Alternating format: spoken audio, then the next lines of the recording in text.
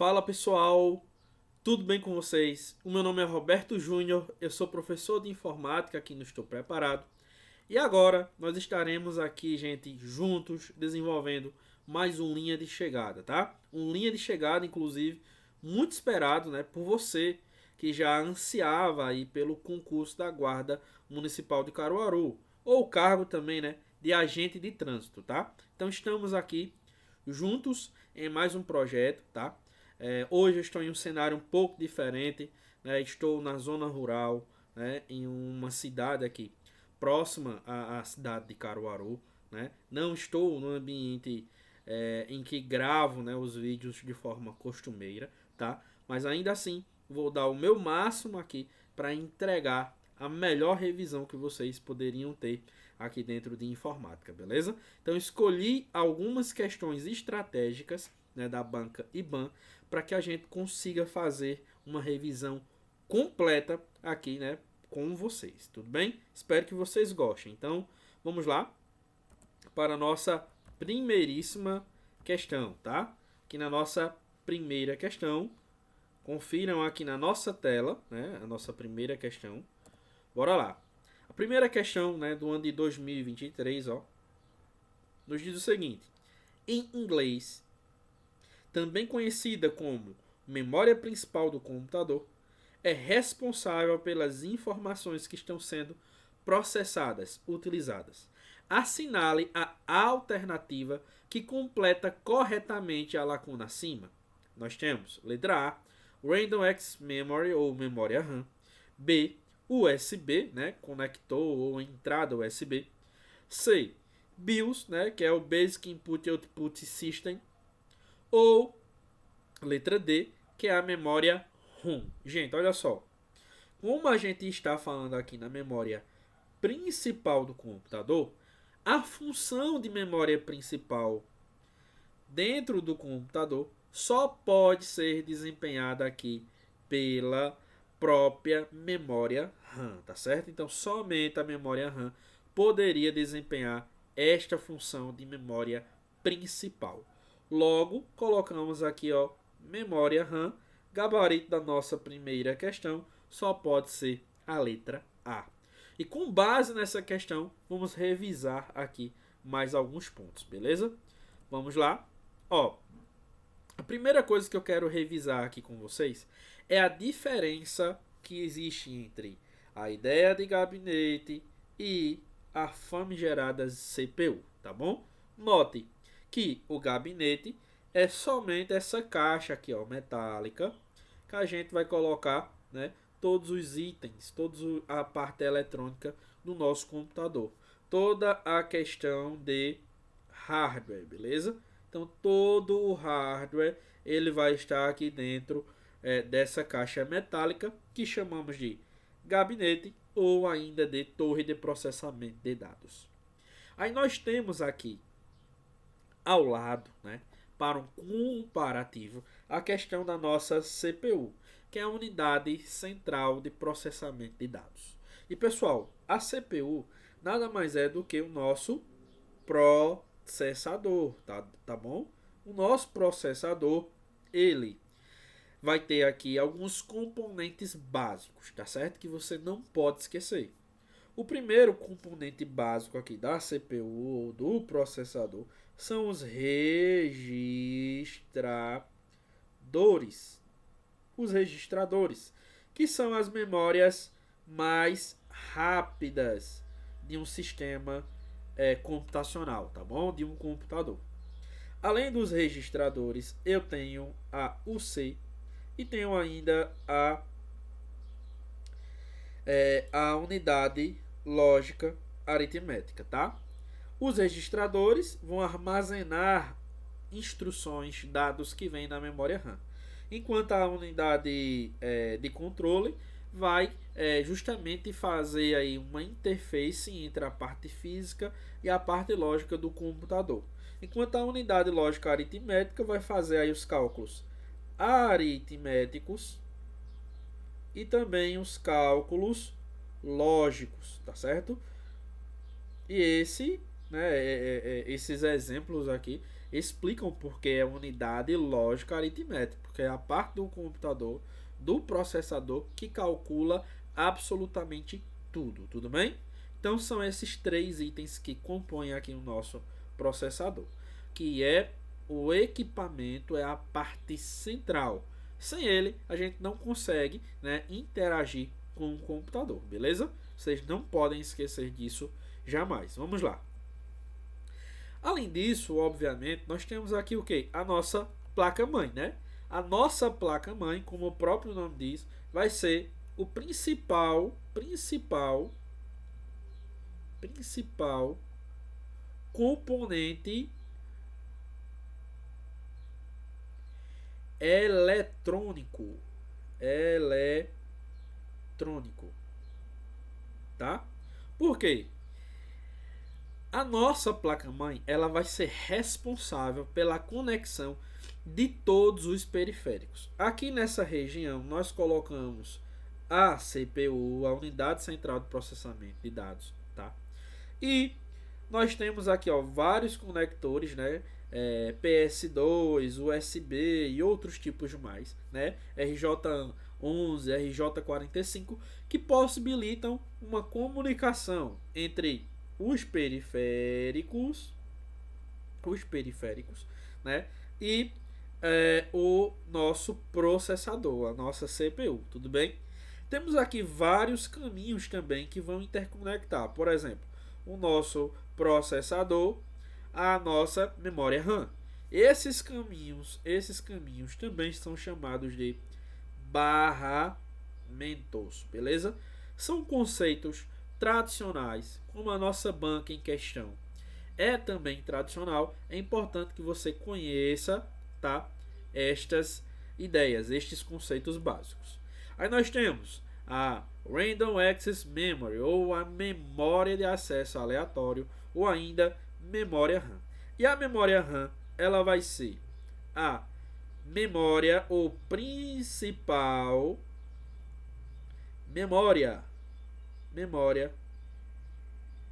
do computador, tá? Ou memória principal. Ela também vai ser responsável por carregar todos os softwares, beleza? Todos os programas são carregados na memória RAM, beleza? Então a memória RAM, ela vai ser a memória principal. Ela vai ser também uma memória chamada de volátil. Por que ela é volátil, professor? Porque ela esquece os dados. Ela esquece os dados. Sempre que a gente desliga o computador, beleza?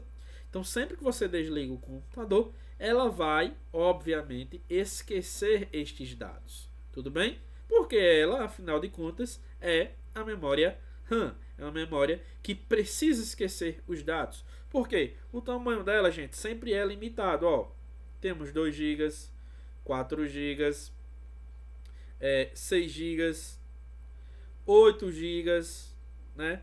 A gente tem aqui, além de 8 GB, 16 GB, 32 GB, tá? Então, assim, é um tamanho pequeno, limitado, que a gente vai precisar limpar. É como se fosse uma pequena mesa que você coloca as ferramentas que está utilizando em cima e, acabando um determinado trabalho, você vai ter que substituir, né, estas ferramentas por outras, beleza? Então também tem aqui, ó, a memória RAM, gente. E a memória RAM? A memória RAM vai ser uma memória também muito importante, tá? Vai ser uma memória somente de leitura, tá bom? Somente de leitura. Essa memória somente de leitura, ela é responsável pela inicialização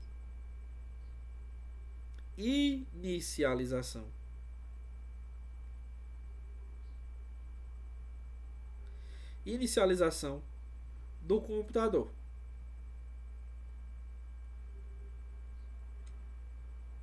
Essa inicialização do computador também é chamado aí de boot. Então é o processo de boot.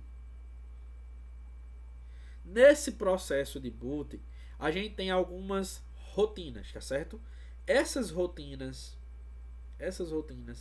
são os programas que a gente encontra aqui dentro deste equipamento, tá bom?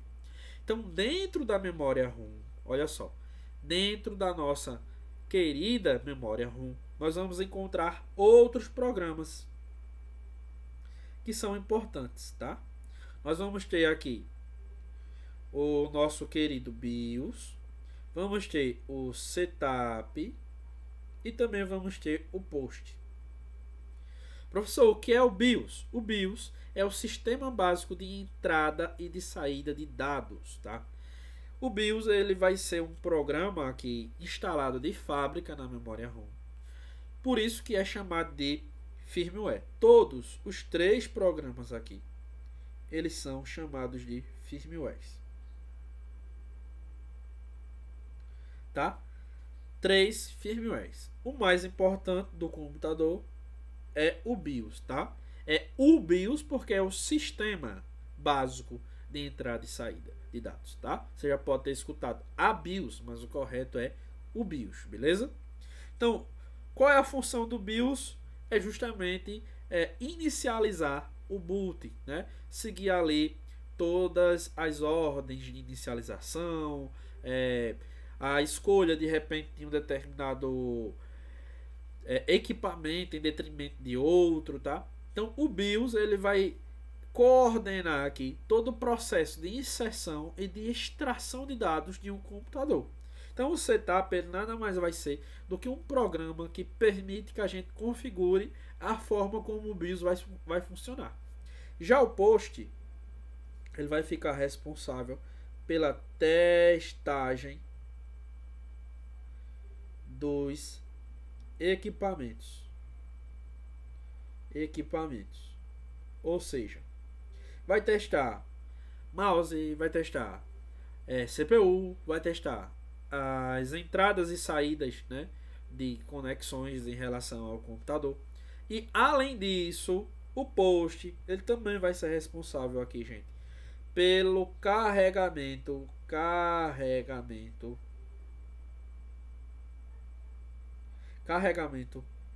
do sistema operacional. Então, o post ele vai carregar esse sistema operacional onde, olha só, na memória RAM, tá certo?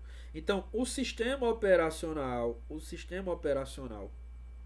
presta atenção, o sistema operacional, os programas em uso, tudo isso é coordenado por quem?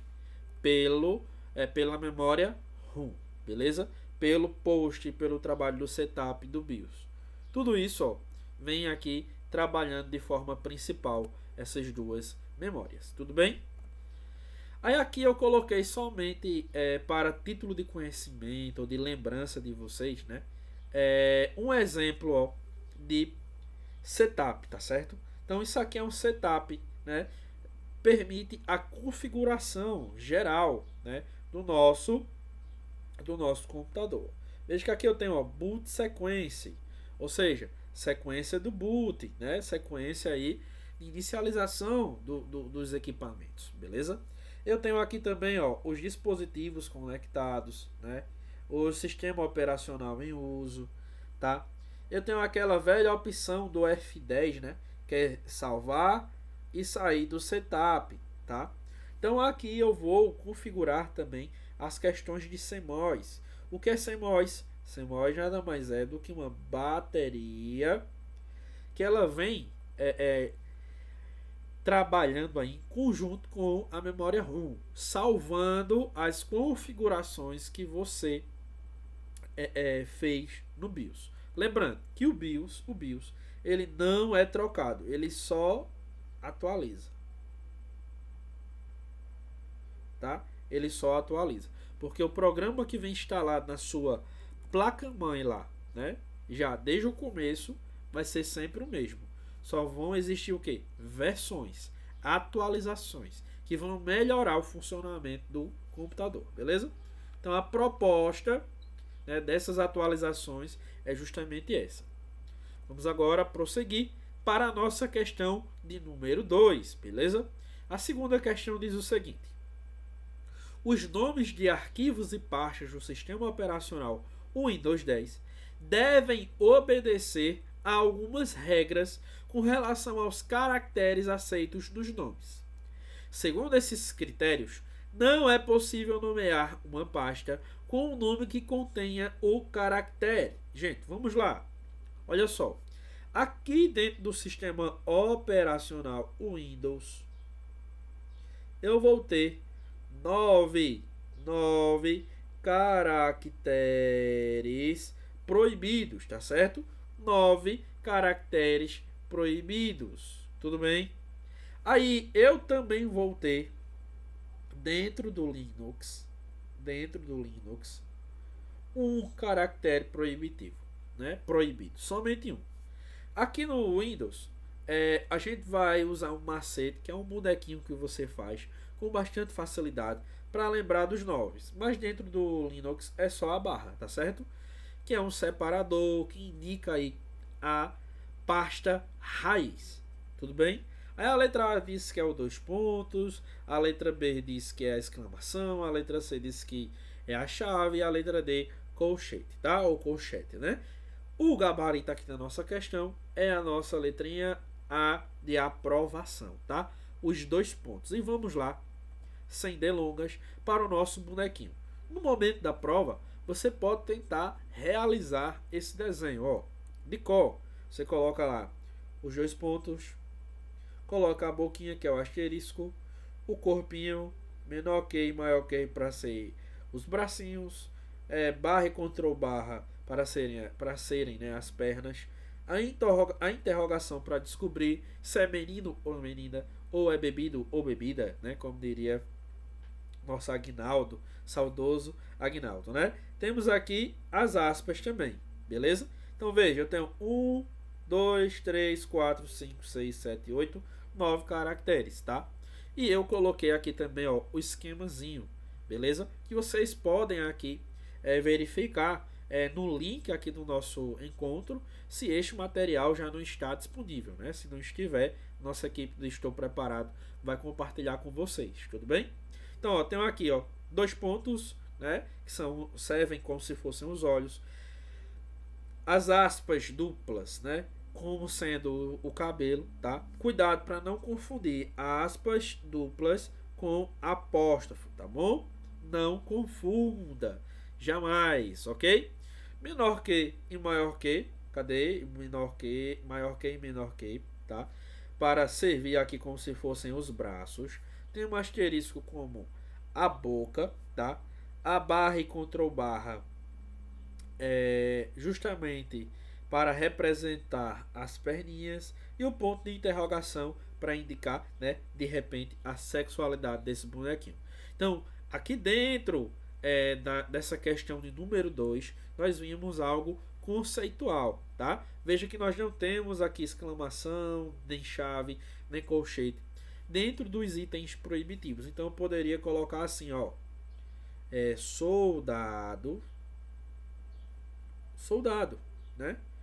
Ou pessoa,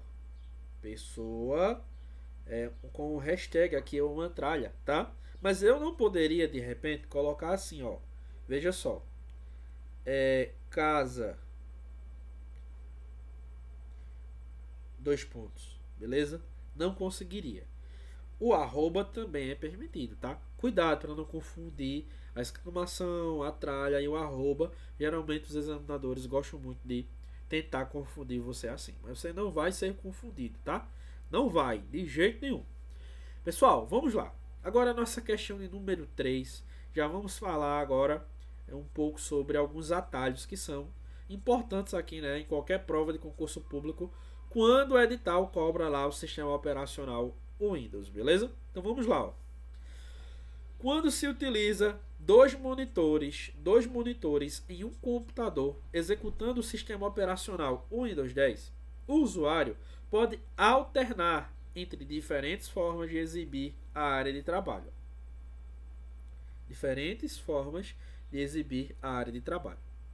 nos monitores, como duplicar, estender, exibir em somente um dos monitores, beleza? Ok. Para isso, ele pode utilizar o atalho de teclado. Aí temos tecla do logotipo do Windows, né? Ou simplesmente aqui o desenhozinho, né? Lá da Microsoft, ok? Tecla do logotipo do Windows mais M, ou ainda tecla do logotipo do Windows mais P, ou ainda Ctrl mais M ou Ctrl mais P. Ó, vamos lá, Ctrl mais P geralmente é utilizado para quê? Para imprimir algo, tudo bem? E não para duplicar a tela conforme a questão solicita, tá? Tecla do Windows mais M é usado para minimizar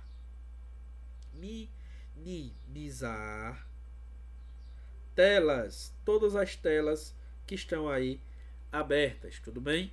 A tecla do logotipo do Windows mais P, essa sim, né, você vai associar aí a ideia de projetar, tá? É o item projetar. Dentro do Windows 10, você também vai conseguir acessar isso aqui por meio da área de notificações, né? No canto inferior direito da barra de tarefas. Clicando lá, você vai ter, dentre várias opções, dentre várias alternativas, a função projetar, beleza? Então, o gabarito aqui da nossa questão só pode ser a nossa letrinha B, beleza? B de bola.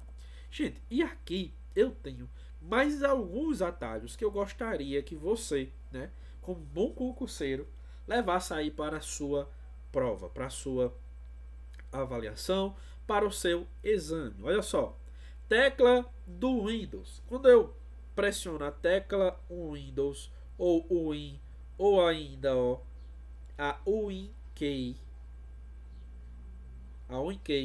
eu vou ter acesso, obviamente, ao menu iniciar, não é isso? Eu vou ter acesso ao menu iniciar. Mas eu tenho uma alternativa que geralmente cai em prova, que quando cai em prova poucas pessoas sabem e você precisa conhecer, que é o Ctrl mais ESC, tá certo? O Ctrl mais ESC, ele é equivalente, ele é equiparado a justamente a tecla Windows. Porque quando você pressiona Ctrl mais ESC, vai ser exibido ali justamente o nosso menu iniciar, tudo bem? Uma outra combinação de teclas, né, para criar um atalho é justamente a tecla Windows mais o número, né? O número de um aplicativo que está aberto na sua barra de tarefas, tá certo?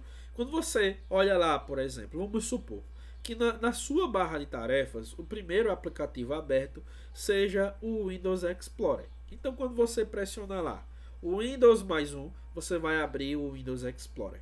Imagine que o segundo é um navegador, qualquer navegador. Então você aperta o Windows mais 2 e ele vai para o navegador.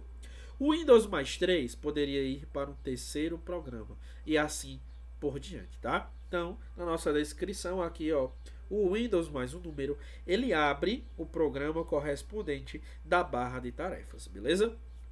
A tecla Windows mais D, ela vai ser muito semelhante à tecla Windows mais M, tá certo?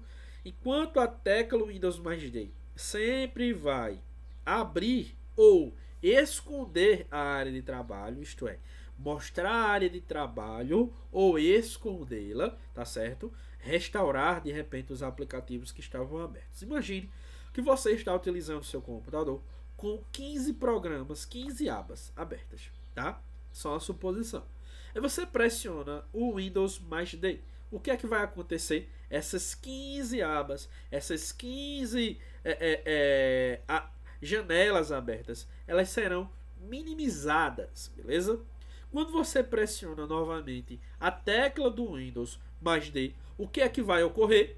Todas as janelas minimizadas, elas serão restauradas, beleza? Elas voltarão, né, ao estado inicial, né, que estavam abertas ali, ok?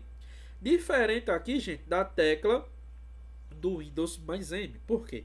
A tecla do Windows mais M, ela só vai minimizar os programas abertos. O que é que isso significa, professor? Significa que você não vai conseguir, de repente, abrir e, de repente, restaurar o que você havia minimizado, né? Para mostrar a área de trabalho, tá certo? Você não vai conseguir, você só vai minimizar. Tudo bem? Então, bora lá. Além do Windows mais D, você tem o Windows mais E, que é para abrir o explorador de arquivos ou o Windows Explorer, tá? É muito importante. Já o Windows mais G, ele vai abrir a barra de jogos do Windows quando o jogo está aberto, né? Ou você quer de repente realizar um determinado tipo de gravação, né, como se fosse um jogo. Este recurso ele está presente aqui dentro do Windows 10, beleza? A partir do Windows 10. Nós temos também uma função muito importante que é a tecla Windows mais H, que inicia a função de ditado do sistema, tá certo? A função de ditado do sistema. Então, tudo que você vai falando depois de apertar o Windows mais H, ele vai ditando, ele vai digitando para você. Isso aqui seria útil, né?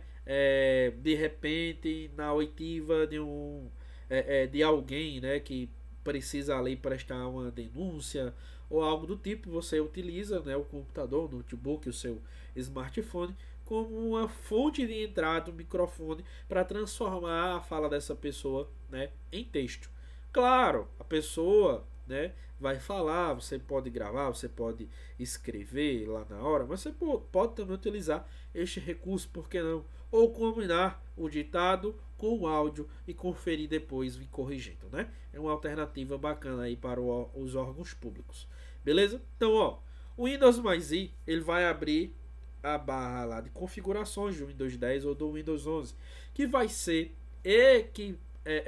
equivalente, vai ser ali correspondente ao painel de controle, tá certo? Então, o Windows mais I também é uma tecla que costuma cair.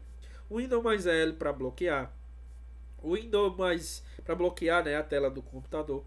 O Windows mais R para abrir a janela do executar, que permite que você acesse diretamente ou uma pasta ou um outro programa, tá certo? A tecla Windows mais S para fazer justamente uma busca, né, no Windows por meio lá do menu iniciar. O Windows mais U, né, que abre a central de acessibilidade do Windows. Você vai poder configurar aí, né, as características visuais, né, estéticas, a forma como você vai inserir informações do computador para facilitar de repente diante de uma eventual deficiência, beleza? Tudo bem? E a tecla Windows mais X, que também é muito, mas muito útil, tá bom? Muito útil, por quê? Vai abrir um menu com diversas funções, ó.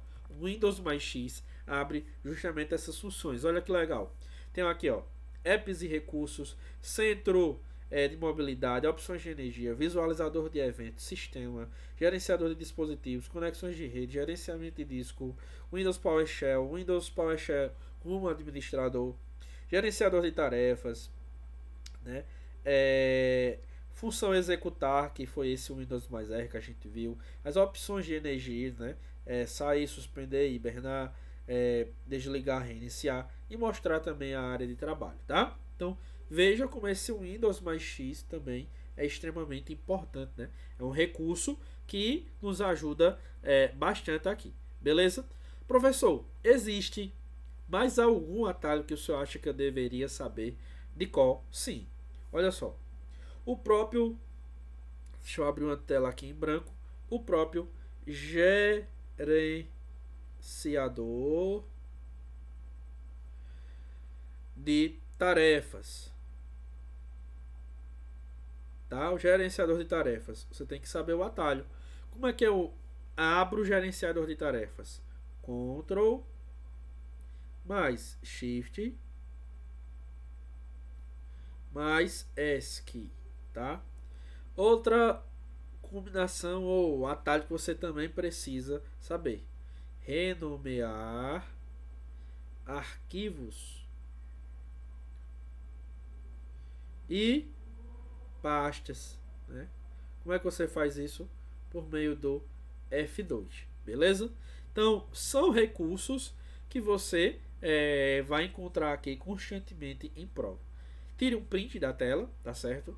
Ou pause aqui a transmissão, né? Anote em um papel e depois você vem e retorna, porque isso aqui não vai ficar salvo no slide, beleza? Vamos agora adiante para mais uma questão, né? Agora vamos à nossa questão de número 4. A questão de número 4 nos diz o seguinte, olha só. Considerando os componentes básicos da faixa de opções do Microsoft Word 2016, tem-se que 1. Cada uma das guias representa uma atividade, uma área de atividade, em que cada uma delas, os comandos, né, são reunidos por grupos. Né? Em cada uma delas, os comandos são reunidos em grupo. Gente, vamos lá. Vamos entrar aqui, tá? Vamos entrar no nosso Word como exemplo, mas esse conhecimento ele vai servir aí para qualquer uma das suítes, beleza? Qualquer uma das suítes.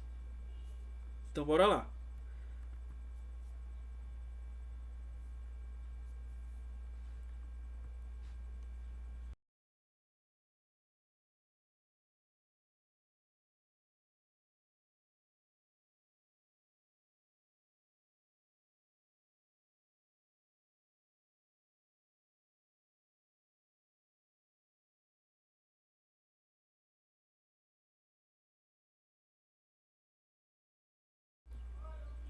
Bom, pessoal, vamos lá. Aí estamos aqui agora, né, diante do nosso Word para examinarmos, né, justamente essas características. Vejam só.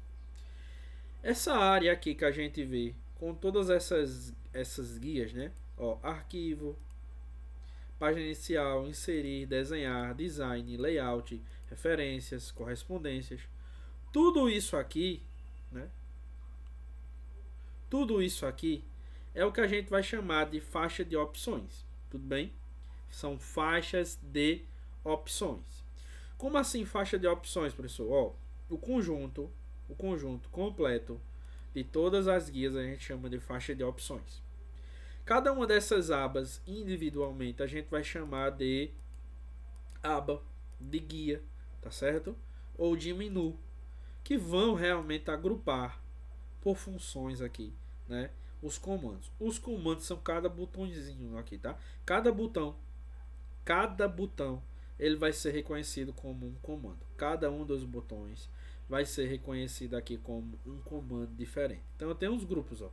Área de transferência, fonte, parágrafo, estilos e editando. Tudo isso dentro da página inicial. Dentro do inserir eu vou ter páginas, tabelas, ilustrações, suplementos, mídia, links, comentários, cabeçalho e rodapé, texto e símbolos, né? E assim por diante, tá bom? Então, quando a nossa questão aqui, o nosso item 1, diz que cada uma das guias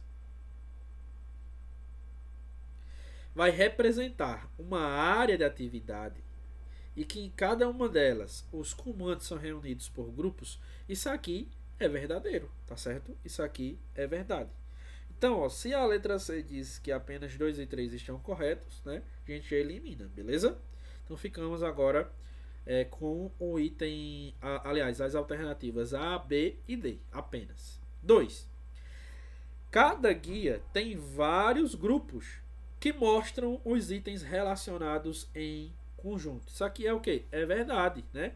Cada guia, de fato, vai ter aí vários grupos que vão mostrar esses itens relacionados em conjunto, beleza? Então, se é verdadeiro, eu também vou eliminar aqui a letra B. Ficamos agora entre A e D.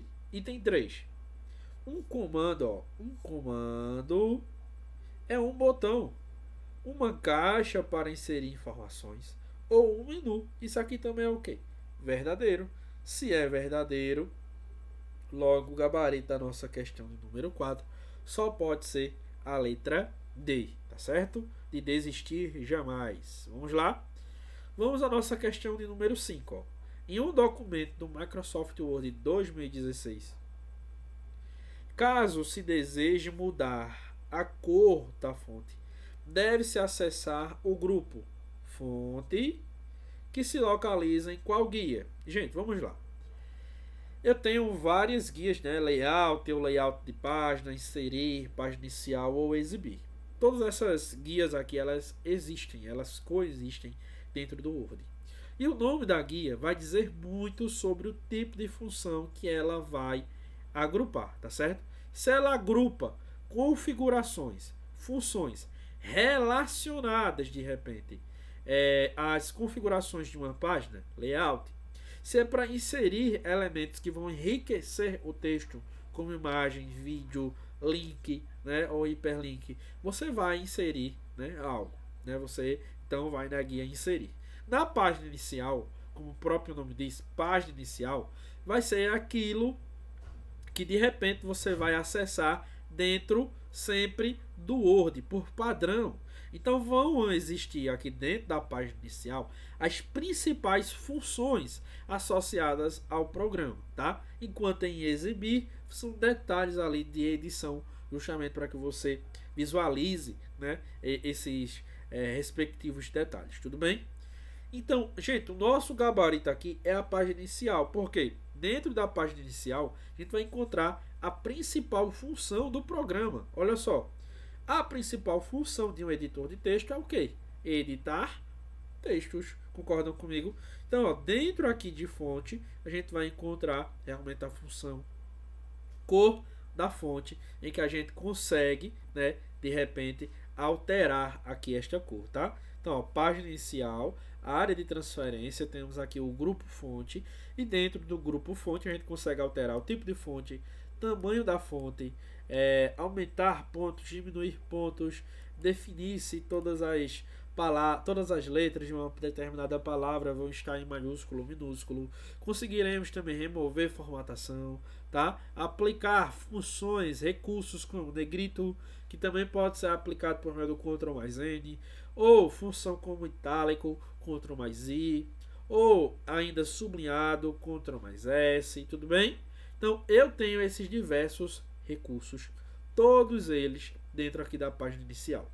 Tem um outro recurso aqui, ó, que é o estilos, que é muito utilizado na criação de sumários e que os examinadores, vez ou outra, também costumam cobrar em prova. E você precisa estar atento, precisa estar realmente por dentro para não cair de repente, né, em uma questão que cobra aí um conhecimento tão básico, né, que é a página inicial. Se eu pudesse te indicar uma página a qual você deveria decorar, esta seria a página, tá? A página inicial, que tem as funções principais aí do programa Word, beleza? Então, vamos lá agora visualizar de forma mais ampliada, né, a página inicial. Ó. Então, a página inicial ela é composta pelos seguintes grupos: área de transferência, fonte, parágrafo, estilo e editando, tá?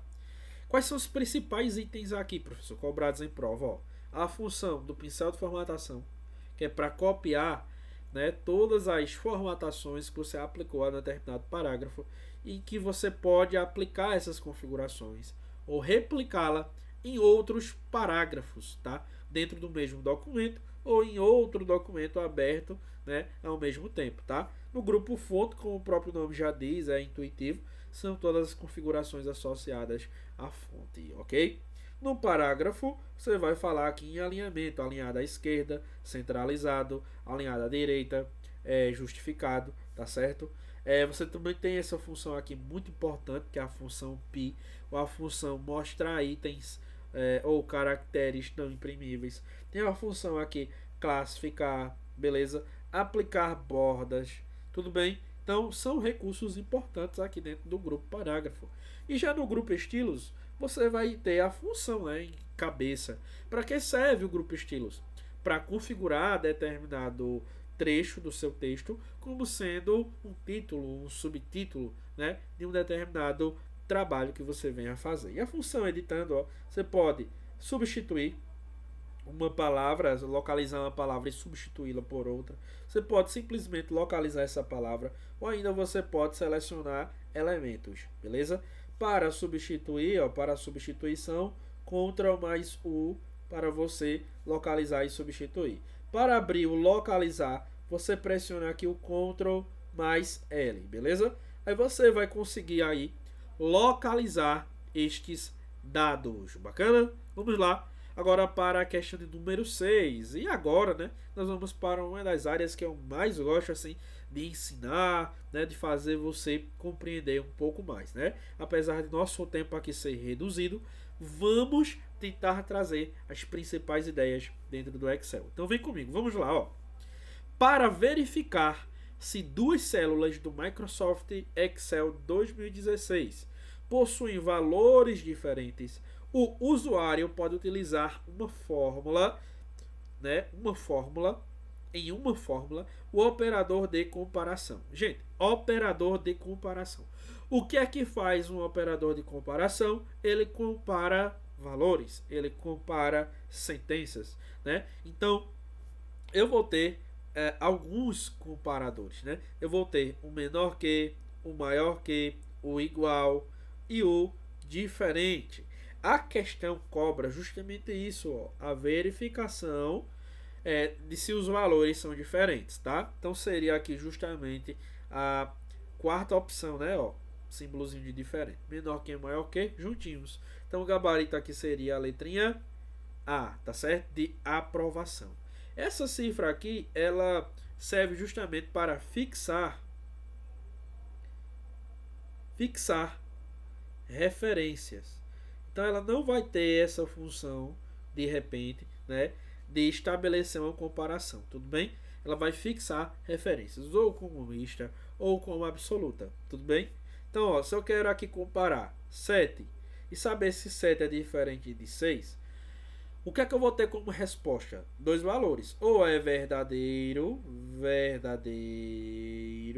ou vai ser falso, tá bom? Esses dois valores são os únicos possíveis. Quando eu digo aqui, ó, que 7 é diferente de 6, qual é o resultado? Verdadeiro. Agora, se eu digo 7 é diferente de 7, isso aqui vai ser o quê? Falso, beleza? Então, este é o contexto, né, da questão, é a ideia por trás da questão. Agora, vamos parar por aqui? Claro que não. Eu quero trazer aqui para vocês, ó, alguns operadores. Primeiro, os operadores de comparação, todos, e os operadores aqui aritméticos, beleza? Vamos lá, rapidinho para a nossa breve revisão. 1 é igual a 1, ou seja, eu estou comparando para saber se um número ele é igual a outro. Eu também poderia dizer assim, ó, A1 é igual a B2, né? Se realmente os valores forem exatamente iguais, o que é que eu vou ter como resposta? Verdadeiro, tá certo? Que é um resultado booleano. Booleano quer dizer que eu só posso ter como resposta verdadeiro ou falso. Eu tenho aqui o princípio dentro do raciocínio lógico do terceiro excluído, né? Eu não posso ter um valor intermediário. Ou é verdadeiro ou é falso, beleza? Sem nenhum outro valor possível. Olha só, 78 é maior, ó, é maior do que 90. Isso aqui é o que, gente? Isso aqui é falso, tá bom? Isso aqui é falso. Por quê? 78 é menor do que 90, beleza? Mas eu poderia fazer também assim, ó, A1 é maior do que B2. Se A1 de fato for maior do que B2, nós obteremos aqui como resposta, né, a este nosso teste, a esta nossa comparação, justamente o resultado verdadeiro, não é isso? Porque A1 de fato é maior do que B2. Agora, se for o contrário, como o exemplo que a gente tem aqui em tela, vai aparecer o falso, beleza? Ó, 21 menor do que 50. Gente, 21 é menor do que 50? Sim, então seria o que? Verdadeiro. Como é que eu poderia fazer isso? Ó, A1 menor do que B2, tá? Agora, ó, 33 é maior ou igual a 33. Isso aqui vai ser verdadeiro. Por quê? Ó, realmente, 33 ele não é maior do que 33, mas ele é igual. Então, como eu tenho aqui o ou, eu consigo atender uma dos testes e ter como resposta o verdadeiro, beleza? Então, ó, ou é igual a 33 ou é maior do que 33. Então, eu poderia fazer também aqui o teste fazendo assim, ó, maior ou igual a B2, né? O resultado seria verdadeiro, tá bom? Agora, 45 menor ou igual a 21, né? Isso aqui é o que? É falso. Por que, gente? É falso. Porque 45 nem é menor, nem é igual a 21, beleza? E o teste seria menor ou igual a B2. Agora, ó, A é diferente de Z, ou seja, um valor, aqui exemplificado, está sendo diferente do outro. Isso aqui é o que? É verdadeiro. Mas imagine que eu coloco aqui A1 é diferente de B2 e em ambos eu tenho um zero. Então qual vai ser a resposta? Vai ser verdadeiro, né? Porque 0 em um e 0 em outro são valores iguais e não diferentes, beleza? Agora, os operadores aritméticos são chamados assim porque a gente está falando aí de operadores da aritmética básica dentro da matemática, né? Que temos aqui, né, excelentes aulas com o professor Douglas, né, um rapaz, um excelente professor que eu admiro bastante, né? E vocês estudam lá, né, matemática básica, aritmética básica, são as operações basilares dentro da matemática, como adição, subtração, divisão, multiplicação e exponenciação. Mas vamos lá. Primeiro operador aritmético é da adição, né? Então, ó, 2 mais 2, 4. Simples, né? 10 menos 2, subtração, né? Tá, subtração. Meu Senhor do céu. Subtração não seria subtração, né? Seria subtração. Aí, sim, né? Aí melhorou, né? O meu filme aí com o professor Douglas, né? Agora sim, subtração, beleza? Então aqui dentro da subtração, 10 menos 2, obviamente, 8, né? Bem simples, só para a gente compreender como é que funciona. A divisão é uma barra, tá? Então aqui dentro da divisão, ó, 45 dividido por 3 é igual a 15, né?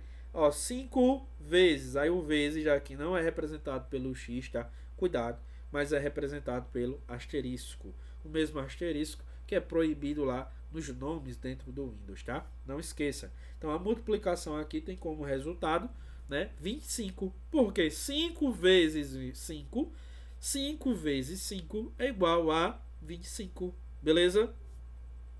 Ó, 3 elevado, esse símbolo aqui é de exponenciação, né, ou de potenciação, tá? E nesse caso, a gente lê como elevado, né? Então 3 elevado a 0 é igual a 1, uma das propriedades da exponenciação, uma vez que qualquer número, ó, qualquer número elevado a 0 vai ser 1. Qualquer número elevado a 1 vai ser igual a ele mesmo. São propriedades que você precisa dominar aqui dentro da exponenciação, tá? Cuidado. Um outro ponto que vocês também precisam entender, ó, cada um desses valores booleanos, eles também são representados numericamente. O verdadeiro, ele é representado por 1. E o falso, ele é representado por 0. Então, se o examinador quiser trazer uma pegadinha, algo mais difícil, né, em prova, ele poderia, naturalmente, fazer o seguinte, ó, 5 elevado a falso. Poderia ou não? Poderia. Como é que ele escreveria isso aqui? Da seguinte maneira, ó, 5 elevado a falso. Pode ou não pode? Pode. Qual seria o resultado? O resultado seria 1. Porque qualquer número elevado a 0 que representa falso ou vice-versa, tá? Vamos ter aqui como resposta justamente o número 1, tá bom? O valor 1. Vamos agora à nossa questão de número 7. Aqui na nossa questão de número 7, nós temos o seguinte. No Microsoft Excel 2016, a fórmula igual menor de A1 até B10, ponto e vírgula 5, tem por objetivo, letra A, retornar os 5 menores valores no intervalo de células entre A1 e B10. B, retornar todos os valores menores do que 5 no intervalo de células entre A1 e B10.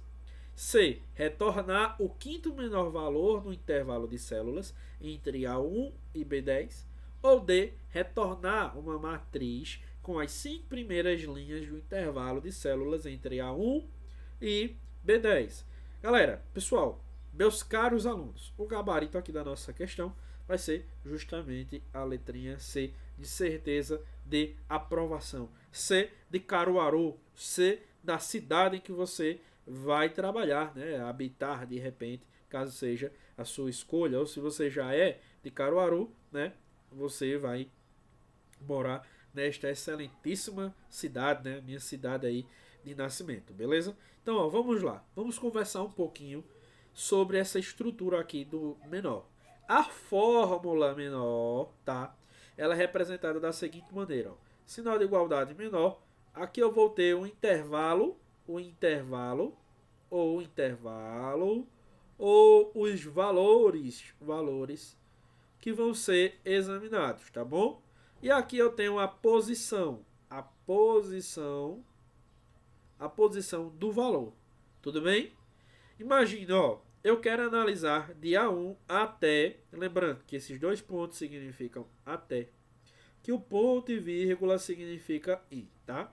Como eu tenho aqui, ó, bora lá, menor, né? De A1, ó, A1 até B10, 5, eu quero o quinto menor número, beleza? O quinto menor número.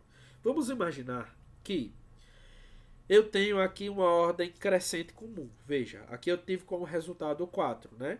Imagine que eu tenho aqui 1, 2, 3, 4 e 5. Imagine que eu quero encontrar o quarto menor número. O menor número de todos é o 1, o segundo menor o 2, o terceiro menor o 3, o quarto menor o 4 e o quinto menor o 5. Não é isso? O quarto menor é o 4, né? Que é o resultado que foi exibido aqui.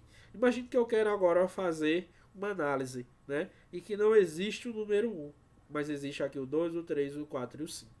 E eu quero o segundo menor de todos. Então, o primeiro menor é o 2, o segundo menor é o 3. Então, o primeiro menor, segundo menor de todos, né, da lista. Então, seria aqui o 3, beleza? Eu também vou ter o número ou a fórmula chamada maior, tá certo? Eu tenho o menor, eu também tenho o maior. Qual é a lógica? A lógica é a mesma. Eu vou ter o intervalo e a posição aqui, né, que eu quero encontrar. Imagine que eu tenho aqui 2, 3, 4 e 5, né, aqui nesse intervalo, ok? E eu quero o segundo maior. Então, eu organizaria em ordem decrescente, concordam comigo? Então, ó, 5, 4, 3, 2. Primeiro maior, segundo maior, terceiro maior e quarto maior, tá? Então, o resultado aqui seria o quê? 4, tá? Então, são funções muito cobradas em prova e que vocês, como bons concurseiros que são, precisam de fato conhecer e dominar aqui, tá? Estes recursos, né? Estas possibilidades. Então, vamos agora, né, a nossa questão de número 8. A questão de número 8, né? Vamos lá.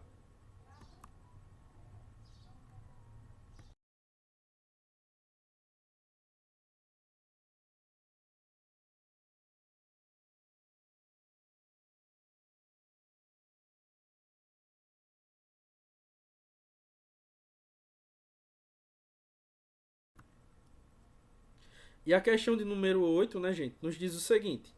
Olha só.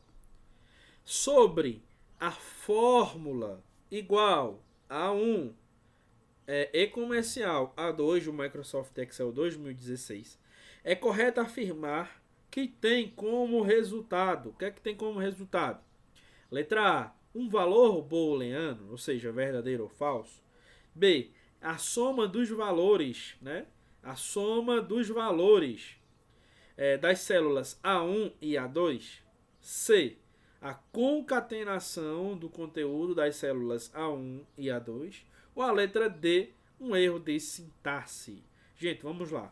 O gabarito aqui da nossa questão, letrinha C, tá? O e-comercial, ele é um operador de texto, tá certo? Ou seja, ele vai transformar qualquer valor, qualquer conteúdo em texto. Então, se eu de repente uso esse e comercial, né? Imagine 2, né? Eu tenho aqui a expressão 2 entre aspas, ó, sinal de igualdade 2 e comercial e botar aqui 3. O que é que vai acontecer como resultado? Eu vou ter aqui 2, 3 coladinhos, certo? Concatenados, juntos. Uma cadeia de texto ali, né? Junta uma expressão à outra, né? Que antes estavam separadas. E eu também vou ter, né? Uma função específica para isso, tá? Dentro do Excel, que é a função ó, concatenar, beleza? Aí qual é o segredo, qual é a dica aqui que a gente quer trazer para vocês? Olha só. Eu tenho aqui dois espaços, ó, duas aspas, tá certo? Com um espaço no meio. Isso aqui é justamente para que as palavras não fiquem ali juntas umas às outras. Eu vou concatenar o valor de A4, ó, Ana, ao valor de B4, no caso, Souza. O resultado, por exemplo, de A igual, né, A4 e comercial B4 seria Ana Souza. Assim, ó, colado. Mas não é interessante, concordam comigo? Então, esses dois espaços, aliás, essas duas aspas com espaço no meio, são justamente para facilitar, né, a organização dos textos, tá certo? Então, o certo aqui embaixo, ó, na sequência, seria o quê? Concatenar, ó,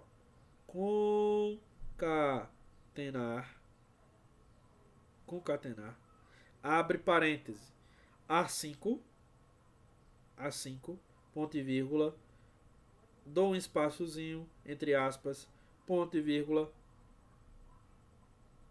e agora B5, né? Para encontrarmos aqui, né, uma equivalência. Imagine que eu quero fazer na linha 9, né? Eliana Pereira, ó, seria igual a concatenar, abre parêntese, colocamos A9, ponto e vírgula, espaço, né? Entre aspas, ponto e vírgula, B9, tá bom? E teríamos aqui como resultado Eliana Pereira. Belezinha? Show de bola. Então, né, chegamos aqui na resolução de mais uma questão, né, a questão de número 8. Vamos à nossa questão agora de número 9, né, uma questão mais tranquila, né, associada agora à internet, né, e aos recursos que a gente encontra aí dentro da internet. Vamos lá? Olha o que nos diz a questão de número 9. Enorme, porém bem tranquila.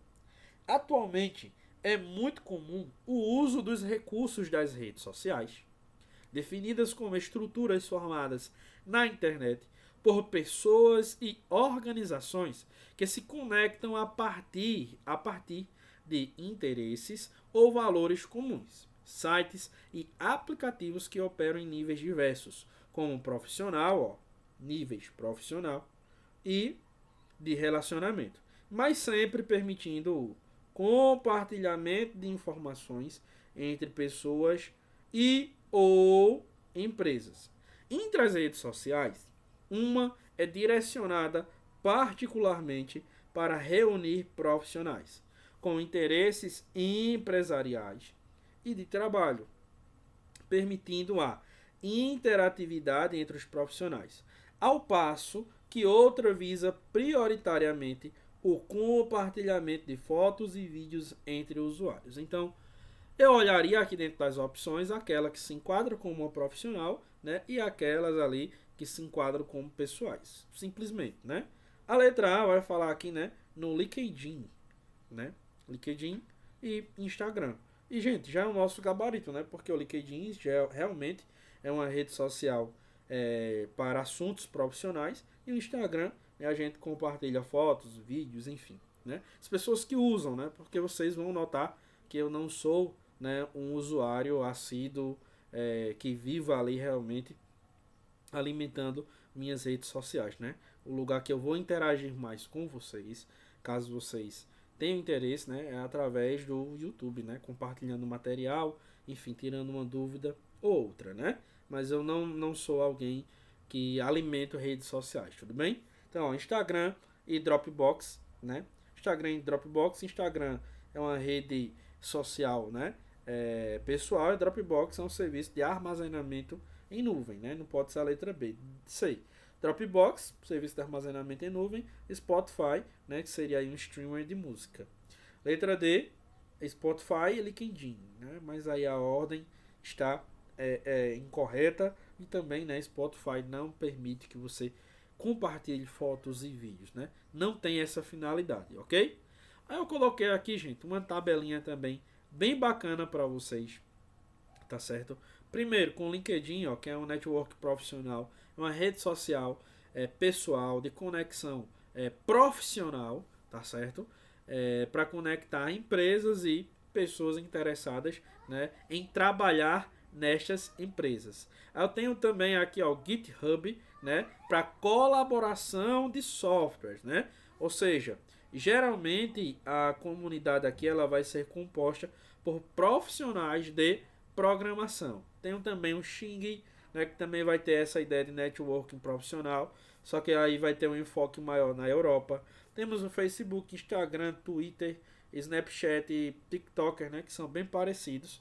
Acho que o único detalhe aqui em relação ao Twitter, né, microblogging e notícias, que hoje é chamado de X, tá? Né, a rede social aí X, né, do magnata Elon Musk, né?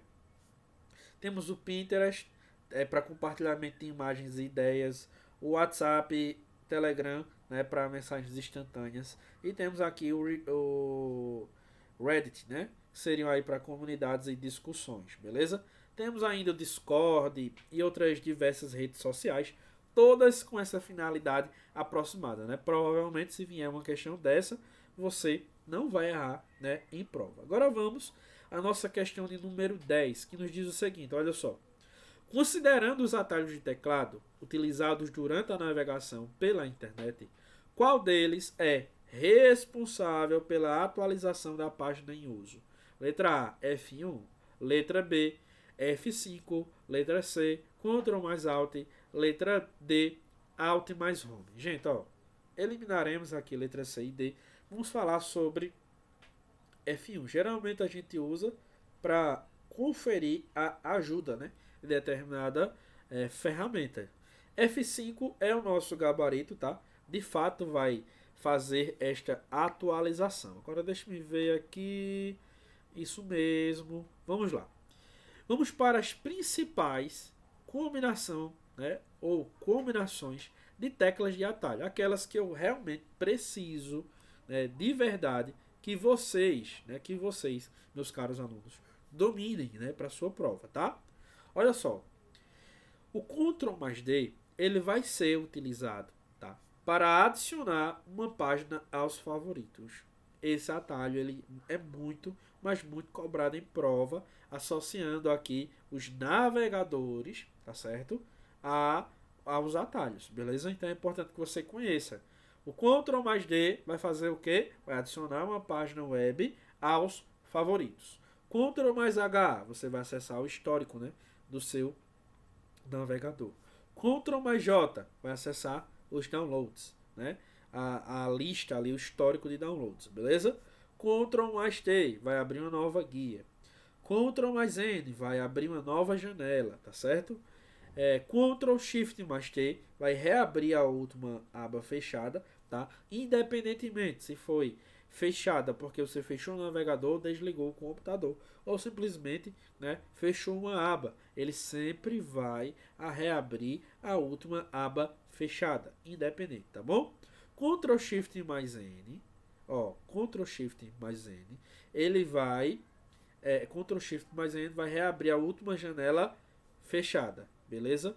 Ctrl Shift mais N, ele vai reabrir a última janela privada, ok? Agora vamos lá. reabrir a última janela fechada. Aqui nós tivemos um equívoco, tá bom?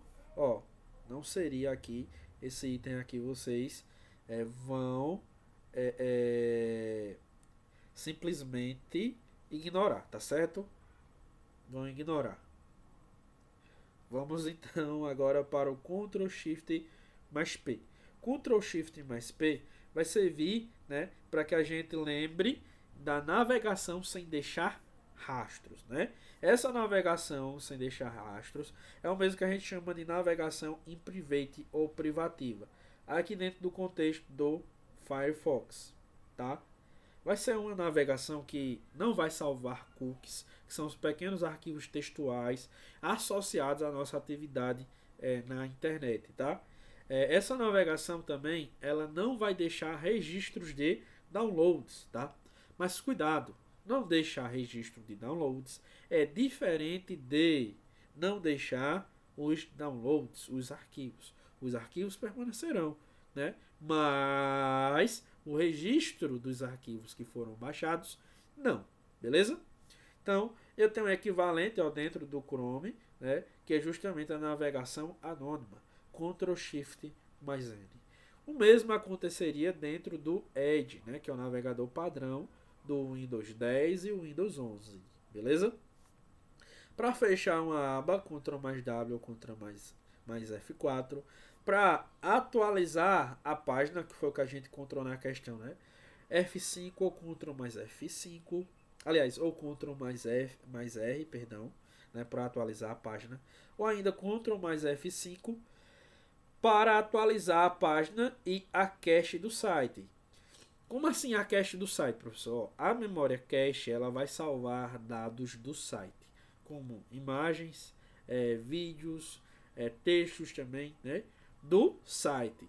Então, enquanto o cookie salva dados do usuário na navegação, a memória cache vai salvar dados do site que foi visitado. Então, se você visitou um site e depois retornou, você percebe que aquele site ele foi carregado com muito mais facilidade, porque havia uma versão daquela página na cache do navegador, beleza?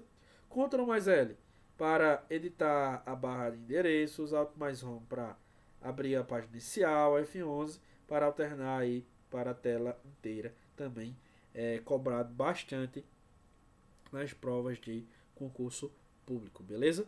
Um outro atalho, gente, que eu também acho bem interessante, tá? Que eu quero que vocês salvem aí, é o Shift mais ESC, tá? O Shift mais ESC, ele vai abrir o gerenciador de tarefas do navegador. Qual o cuidado que você vai ter? O Firefox, apesar de ter o gerenciador de tarefas, ele não vai ter um atalho. Então esse atalho ele vai servir aqui para o Google Chrome e o Mozilla, para o Google Chrome e para o Microsoft Edge, tá? O Mozilla Firefox não tem atalho. O recurso existe, mas não teremos um atalho. Bacana? Show de bola? Bom, gente, e com essa questão de número 10 aqui, né, nós chegamos ao fim do nosso encontro, da nossa revisão. Eu espero que vocês tenham curtido, que vocês tenham gostado aqui desse momento em que passamos juntos, tá? Não esqueçam de visitar o site Estou Preparado, né? Seguir o professor Isaqueu Silva, me seguir também no Instagram, tá? É uma conta privada, mas você pede para seguir, eu aceito. Ou ainda entrar em contato comigo, né, através do próprio YouTube, no Informática Sem Neura, né? Sem Neura. Com essa linguagem aqui que vocês já estão, né, acostumados, tá? Muito obrigado, beleza? Tenham uma excelente prova. Se dediquem e nos procurem aí, né, para comemorarmos juntos, beleza? Forte abraço, pessoal, e até a próxima oportunidade.